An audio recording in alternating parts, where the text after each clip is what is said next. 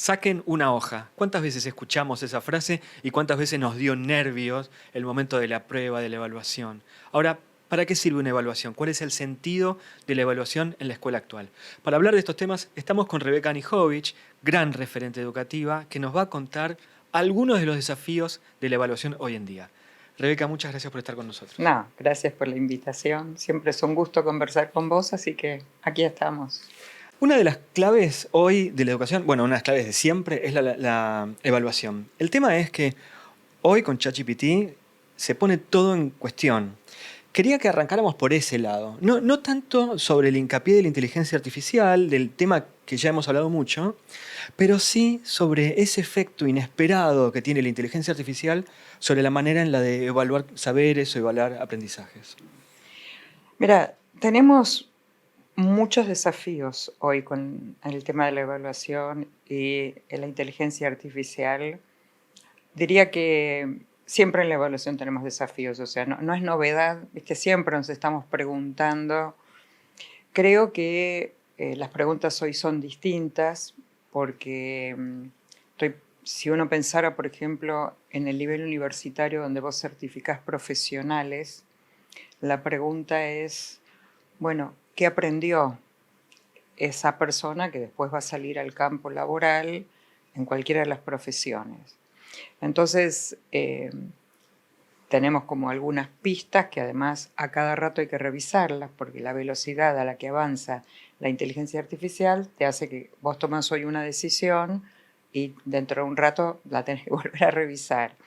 Entonces, estamos haciendo como mucho hincapié en el desarrollo de habilidades de pensamiento, la capacidad de analizar críticamente, o sea, el desarrollo del pensamiento crítico, el desarrollo del pensamiento creativo, la capacidad de un estudiante de validar la información, porque la discusión no es ver si usó o no usó la inteligencia artificial. Esa me parece que fue como la batalla inicial, ¿no?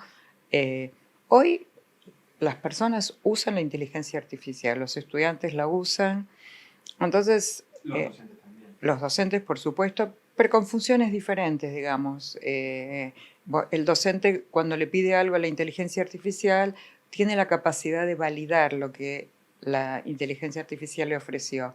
Cuando vos le pedís a un estudiante y te hace un trabajo con la inteligencia artificial, la primera pregunta sería, bueno, valídalo. Y vuelve la pregunta, ¿y cómo lo validaría si no aprendió? Digamos, si se arma ahí un círculo vicioso. Entonces, lo primero que estamos haciendo, digo, porque estoy contando cosas que estamos haciendo, no solo lo que dice la teoría, es enseñar a usar en clase. Ejemplo, pidámosle algo a la inteligencia artificial, veamos qué nos responde, veamos qué hacemos con eso, cómo sabemos que lo que nos respondió es verdadero, es completo, no está sesgado. Bueno, todas esas preguntas. Bueno, entonces volvámosle a pedir algo para ajustar el pedido y demás.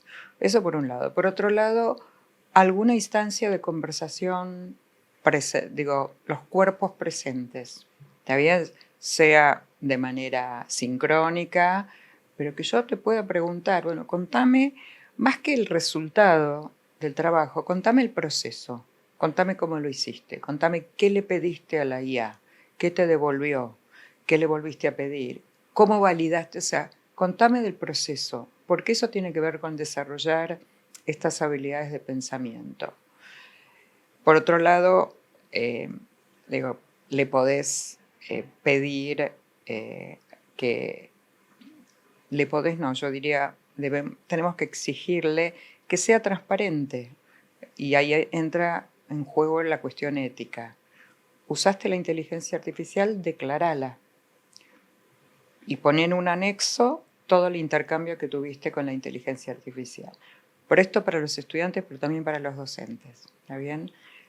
Yo estoy dictando ahora una materia y el compromiso que asumimos con mi coequiper es que el feedback a los trabajos de evaluación de los estudiantes lo vamos a hacer nosotros sin la IA. Y ese es un compromiso que asumimos, que no está ni bien ni mal, pero es declarar, bueno. Entonces, como la evaluación se trata de mostrar lo que sabes, mostrar lo que podés hacer con el saber, mostrar lo que aprendiste, a mí no me preocupa tanto si te lo hizo la inteligencia artificial, porque no voy a estar buscando. Lo que quiero es que vos puedas defender ese trabajo, puedas explicarlo, puedas decir cómo llegaste a esas conclusiones, y estamos en ese proceso. Tal vez dentro de 2 meses te diga, ni eso nos alcanza, ¿no? Pero me parece que son, por un lado, desafíos interesantes, eh, discutiendo bastante con los estudiantes también qué hay detrás de esa caja negra que es la IA, ¿no? Porque sabemos quién está detrás de esas plataformas, cuáles son los intereses, o sea, mirar los sesgos que tiene. Bueno, todo eso es trabajo hoy de enseñanza para lograr poder después evaluar, bueno, con esta idea de confiabilidad, validez que nos inquieta. ¿Te acordás que en un momento, sobre todo cuando empezó la explosión de Internet, la idea de docente como autoridad, porque era el dueño del saber, pasó a ser la idea de docente como curador de contenidos? Entonces, dentro de algunas cosas, el profe, el maestro, tenía que ayudar a los estudiantes a seleccionar el contenido, saber dónde buscarlo, validar ese contenido. Pero ahora con la inteligencia artificial, esa curaduría también cambia. Cambia, pero con mucho cuidado, porque la inteligencia artificial te da cosas absolutamente incorrectas, inciertas, incompletas, y otras te da todo muy bien, ¿no? Esa capacidad de discriminar entre lo que te da bien y lo que no te da bien es una tarea que el docente tiene mucho para hacer con eso, porque el docente claramente no es el único que tiene el saber, pero tiene un recorrido y una experiencia con ese saber que no es menor, que no es menor. Igualmente, la misma discusión sobre el valor de las disciplinas. El valor de las disciplinas sigue siendo importante, o sea, ¿cómo formas un médico, cómo formas un ingeniero si no sabe qué va a hacer? Que cada vez que construya un edificio le va a pedir a la inteligencia artificial que le construya el edificio, o sea, tal vez en un futuro, no sé, pero con lo cual estas ideas de que, bueno, que no hace falta que el docente, que igual está todo en internet, no, hay un docente que tiene un recorrido, que tiene un saber disciplinar y un saber enseñar esa disciplina y un saber de cuáles son las cosas más difíciles para los estudiantes de comprender, que no hay que dejarlo, viste, hoy y decir, bueno, ya está, no hace falta. Ahora, reconocer que no es el único, que también los estudiantes pueden traer saberes y yo como docente tengo que ver cómo articulo esos saberes que los estudiantes traen con los que yo tengo como propósito de la enseñanza, porque hay una pregunta por debajo, es bueno, ¿qué profesional está formando para este país? ¿No? Digo, para achicarlo. ¿Qué médico, qué ingeniero, qué abogado, qué arquitecto querés formar? Obviamente esa no es una decisión individual, eso tiene que ver con las políticas, obviamente, públicas de nuestro país, qué ciudadano quiere formar nuestro país. Y bueno, y ahí tenemos los 10 millones de desacuerdos acerca de cómo formar, qué tipo de profesional formar, ¿no? Yo empecé la pregunta de la evaluación con la inteligencia artificial y ahora voy a llevar la evaluación a las aulas diversas en donde el saque en una hoja no puede responder todo. Entonces, ¿por qué te pregunto por la evaluación? Porque me parece que es una instancia crucial en el aprendizaje, pero que siempre estamos haciendo casi las mismas preguntas sobre la evaluación. Mira, para mí es importante distinguir lo que es la evaluación en el aula, donde los docentes somos responsables, de lo que son las evaluaciones nacionales, estandarizadas, que le dan información al país para ver, bueno, dónde estamos parados con relación al mundo. Vos porque decís que las estandarizadas al final son censales y cerradas. Claro, y en general son o de verdadero o falso, y además está bien porque la escala es enorme, la gente a veces discute si por qué participamos o no de PISA, ¿no?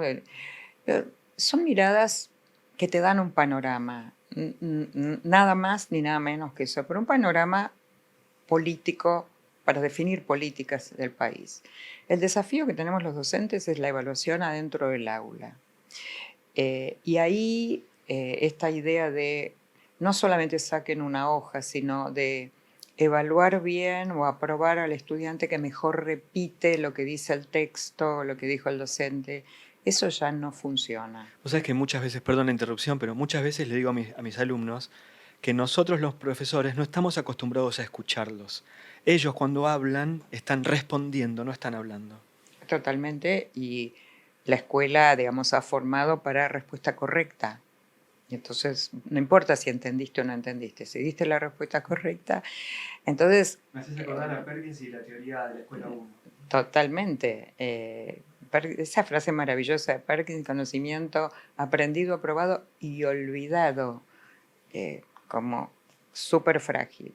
Entonces, me parece que la evaluación debería ser un momento maravilloso donde vos, orgulloso, digas, mirá lo que pude hacer, mirá lo que diseñé, mirá lo que generé, mirá lo que inventé, mirá, ¿no? Que es mostrar eso que vos pudiste hacer con ese conocimiento. Y ahí uno diría, si yo lo hice de esta manera y vos lo hiciste de otra, ¿por qué habría un profesor que diría, hagan todos lo mismo? Ahí en donde nos peleamos con la homogeneidad, porque digo, ¿quién soy yo para decirte a vos cuál es la mejor manera que vos tenés de comunicar lo que aprendiste? ¿Por qué debería decirte, no, lo tenés que hacer una maqueta? Y vos me vas a decir, pero mira, maqueta no, yo no soy, pero te puedo escribir un texto, te puedo hacer un reportaje a 3 personas sobre esta temática, puedo grabar un podcast. Y yo, ¿por qué te diría no? Tenés que hacer una maqueta. Vos me dirás, bueno, si estudias arquitectura y estudias diseño, probablemente la maqueta la tengas que saber hacer, ¿está bien? Pero la cantidad de posibilidades que tenés hoy con los distintos lenguajes de mostrar lo que aprendes es maravilloso. Pero si siempre vamos a volver a todos hagan lo mismo al mismo tiempo para mostrar, entonces ahí tenemos algunas pistas que usamos. Por ejemplo, a los chicos les gusta mucho hoy que les pidas misiones para cumplir. Entonces vos decís, bueno, les propongo, acá tienen 10 misiones. Y le decís, la 1 y la 2 la hacen todos. Porque es aquello que todos tienen que aprender. Entre la 3 y la 10, cada uno elija 2. Las que mejor cree que puede resolver como puedo demostrar. Pero no me alcanza con eso. Después quiero que me expliques cómo llegaste a resolver eso. Y otra vez aparece tus capacidades de pensar, de analizar, de argumentar, de fundamentar, que son básicas hoy para este mundo complejo, incierto, ¿no? Que no sabemos exactamente qué va a necesitar un joven, un adolescente, un niño. Antes decíamos dentro de 20 años, ahora decimos este año, el año que viene, ¿no? No más, ¿no? ¿Por qué le tenemos miedo a la evaluación? Digo, ¿en algún momento superaremos ese temor al saquen una hoja, a la respuesta en blanco, al multiple choice? Y porque viene con historia pesada, digamos, cuando vos le preguntás a alguien, contame alguna experiencia de evaluación que tuviste en tu vida de estudiante, el 99,9 te contesta experiencias negativas. Entonces Estaba pensando en esas. está connotada negativamente, primero por el impacto social que tiene, ¿no? Que te vaya mal. Entonces tenés chicos que te dicen simbólicamente, pero mi mamá me mata, ¿viste? Sí, bueno, la vergüenza frente a los demás, situaciones de humillación que históricamente docentes han generado, temor a que si te va mal, sos mal alumno. No es que te fue mal en un examen, te cosifican, ¿no? Vos pasas a ser un mal sujeto. El error, el lugar del error, no, te equivocaste, está mal, no sabes nada. El error sabemos que es fuente de aprendizaje. Entonces, Recuerdo en una entrevista que hice en la Feria del Libro, no recuerdo si fue a vos, pero que yo dije, bueno, pero ya sabemos que el error es una posibilidad de aprendizaje, y no recuerdo quién me dijo, ¿estamos de acuerdo con eso? Tipo, ¿aceptamos que se equivoquen los estudiantes? Y yo dije, me parece que no, ¿no? de ninguna manera, o sea, quien piensa distinto toma esa situación de error como parte del aprendizaje, también con limitaciones, porque vos decís, bueno, tiene 18 años y sigue escribiendo vaca con B larga. Bueno, entonces ahí, y nuestra maestra pedagoga Alicia Camilioni escribió alguna vez un artículo sobre tipos de errores. No es lo mismo un error porque no prestaste atención que un error de comprensión. Y no pueden analizarse de la misma manera, ¿no? Pero el error da cuenta de cómo estás pensando. Entonces, contame, ¿por qué pensás que la Tierra es triangular? ¿De dónde sacaste esta idea? Contame, ¿encontraste esto en algún texto? Bueno, trae el texto, analicemos. O sea, pero tenemos mucho peso de la historia de la evaluación encima y mucha resistencia. Los padres, cuando llega el alumno, bueno, su hijo a casa, ¿cuánto te sacaste? ¿No? ¿Qué hiciste? ¿Cómo fue? ¿Qué te sacaste? ¿Cuánto te sacaste? Y después la discusión, ¿por qué me puso un 7 y a vos te puso un 6? Si yo escribí menos, vos escribiste. Cargamos con mucha tradición. Salir de eso implica cambiar la cultura de la evaluación. Y eso va a llevar mucho tiempo. Ese cambio es un cambio de los docentes, de la familia, de los estudiantes, de todos. Del sistema. Mira, el cambio de entender la evaluación más como proceso y etcétera, que es un tema que se viene discutiendo de la década del 50. Sin embargo, no entró a las aulas porque hay que poner nota ¿no? Y hay que 3 parciales, 2 trabajos prácticos. Tenés las dianas competenciales, pero al fin de cuentas tenés que poner un numerito. Que hoy, digo, para mí la pregunta esencial es cómo llegás a ese número. El número lo tenés que poner porque el sistema te lo pide. ¿Cómo llegás a ese número, no? ¿Cómo llegaste a que tenés un 9? ¿Cómo se armó ese 9? Y no puede ser que se arme por 2 pruebas, por 2 parciales. Hay que considerar otros aspectos. Paradójicamente, ¿cuándo se empezó a poner fíjate, en la normativa en nuestro país y en Latinoamérica? En la pandemia. En la pandemia empezó a aparecer el concepto de evaluación formativa, de proceso, y vos decís, qué novedad, desde el 50 se viene hablando de eso, pero nunca entró al aula. Entonces ahora la normativa legitima, pero no te alcanza. O sea, que la normativa que tiene por ahí 3 años legitime prácticas que hay docentes que vienen haciendo hace 40 años, hace 30 años, que hay que cambiar en los institutos de formación docente, la formación de los futuros docentes en el campo de la evaluación. ¿Está bien? O sea, hasta que la rueda, ¿viste?, se mueva. Y las creencias, estas creencias. Hay una charla TED de hace muchos años de una adolescente, se llama Sofía, dice, no soy un 7. Y ella cuenta su experiencia de evaluación cuando la profesora le pone un 7 y ella empieza a hacerse preguntas, ¿no? El 7 es porque no supe distinguir, porque no repetí igual que lo dijo la profesora, o sea, un montón de preguntas. Dice, yo no soy un 7, soy una chica que aprende, ¿no? Pero queda cosificada. Y los profes muchas veces los escuchás, este grupo es para 7, este grupo es para 5, ¿no?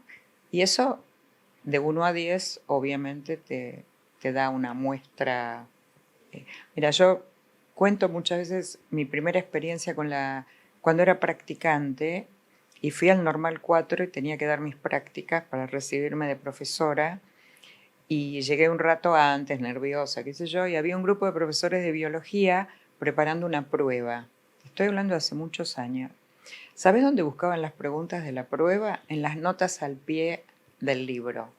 Y decían, los chicos no leen las notas al pie, con lo cual los vamos a pescar infraganti sin saber la respuesta. Y yo te juro que en ese momento dije, si esto es la docencia, me voy. Porque me resultó de esas revelaciones que nunca las había pensado así y que obviamente funcionaban así, ¿no? Entonces también para mí ese fue un hito que me llevó a seguir con el tema de evaluación, entre otros, pero toda mi vida, porque no puede ser que yo te ponga en esa situación de que voy a pescarte lo que no sabes. lo que no podés. La evaluación. autoridad, ¿no? Pero es que se ha usado para castigar. Les pongo un 1 porque se portaron mal. Saquen una hoja porque no trajeron el trabajo. Entonces la evaluación tiene que permitirle al estudiante que muestre lo que sabe, lo que puede, lo que hace y obviamente complementar. Pero históricamente fue al revés. La evaluación es lo que no podés, lo que no sabes. Bueno, entonces cambiar eso no es fácil. ¿Cuánto tiempo se le dedica a la evaluación en la formación de los docentes? Vos en un momento hablaste de profesorados. Ese tema, que al final es un tema crucial en la educación, ¿cuánto tiempo se trabaja en los 4 años o en los 5 años del profesorado? Bueno, depende de la jurisdicción, viste que nuestro país tiene, pero se trabaja poco. En general se trabaja en una materia que se llama evaluación. Eh, hay profesorados que transversalizan y entonces hablan de evaluación en distintas materias, pero te diría que más que la cantidad, a mí lo que me preocupa es que se enseña teóricamente, pero no se practica. Es decir, yo te explico que hay otras maneras de evaluar, pero después mesa de examen, 5 preguntas. Entonces, se supone que enseñas sobre un tema que no lo practicas, pero después cuando el docente va a la escuela le pedís que haga eso que estudió teóricamente, pero no sabe cómo hacerlo, ¿no? Es muy típico de la escuela, ¿no? Enseñar de una manera y esperar que las respuestas sean de otra. Totalmente. El ejemplo que a nosotros siempre casi nos causa gracia, pero no es gracioso. En las escuelas trabajan por proyectos. Entonces, una vez entramos a una escuela y una maestra nos dice, esta es la hora de proyecto. Bueno, hora de proyecto ya nos, como es que una hora, pero mañana tomo prueba. ¿Pero cómo tomas prueba? Si estás haciendo un proyecto. Bueno, pero yo tengo que saber si saben. Pero si hiciste bien el proyecto, lo que los chicos hacen en el proyecto debería mostrar lo que saben. Entonces, bueno, ahí empiezan las contradicciones. Enseñás por proyectos, pero después tomás una prueba con 5 preguntas de memoria. O al revés, no haces nada de proyecto, das clase todo el tiempo y el día del examen tenés un caso para analizar. Y vos decís, sí, nunca hicieron eso, ¿no? Entonces la contradicción también genera resultados difíciles para los estudiantes. Volvamos al aula diversa. En un momento hablabas de las 10 misiones. Yo quiero preguntarte si la IA puede ayudar al profe a pensar más diversamente el aula. Sí, sin duda, sin duda. La IA para nosotros docentes es un buen acompañante, un buen ayudante, un buen asistente. Si le pedís bien, si validás lo que le pedís, mirando quiénes son, no solamente qué te dice en términos, digamos, científicos, digamos, o académicos, sino también en función de quiénes son tus estudiantes, en función de lo que vos enseñaste. O sea, hay un trabajo, digo, muy preciso que hay que hacer cuando vos le pedís algo. Bueno, tenés que darle el programa de tu materia, tenés que decirle quiénes son tus estudiantes, tenés que decirle qué estás buscando, cuáles son tus criterios de evaluación. Si vos le das todo eso que lo pensaste, te da un montón de ideas.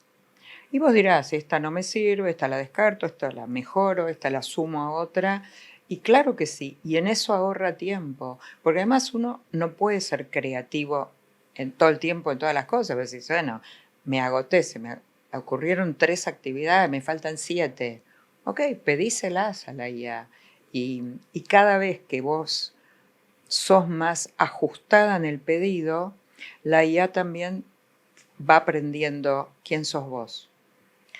Yo muchas veces le pido cosas y me dice, ¿querés que te lo articule con lo que dice Anijovic en su libro sobre evaluación? Yo le digo, no, gracias, eso lo hago yo sola. Pero te quiero decir que cada vez que le vas pidiendo con más precisión y los textos empiezan a estar adentro de la IA, porque los alumnos lo suben, porque las editoriales, va ajustando. Entonces es un muy buen ayudante para nosotros, ¿no? Para mí, no tanto en la corrección, en dar feedback, que te puede ayudar, pero yo creo que la mano de uno, la cabeza de uno, el cuerpo de uno, el diálogo con el estudiante es por ahora imprescindible. En algún tiempo más, no sé.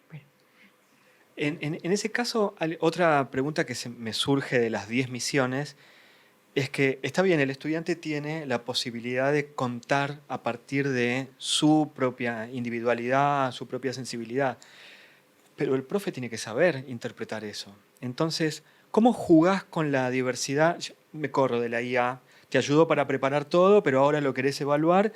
¿Y cómo lo podés juzgar? ¿Cómo lo podés entender en un aula tan diversa? ¿Cómo podés dedicarle tiempo a cada uno?